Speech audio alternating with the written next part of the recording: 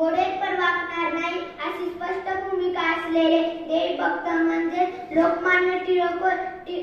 भारतीय स्वातंत्र्य लढ्यासाठी ज्यांनी आपले आयुष्य वेचले होते त्यामध्ये लोकमान्य टिळकांचे नाव सर्वप्रथम घ्यावे लागते. स्वराज्य हा माझा जन्मसिद्ध हक्क आहे आणि तो मी मिळवणार अशी सिंहगर्जना करून हजारो लोकांना जागणारे थोर महापुरुष म्हणजे लोकमान्य टिळक.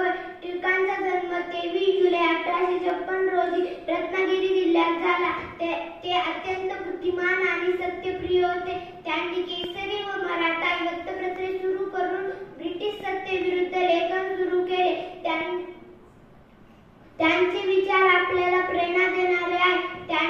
आणि मग 1 ऑगस्ट 1920 रोजी आपल्या हृदयात अढळ स्थान मिळवले. क्रांती सूर्य कायमाचा निघून गेला. थँक्यू.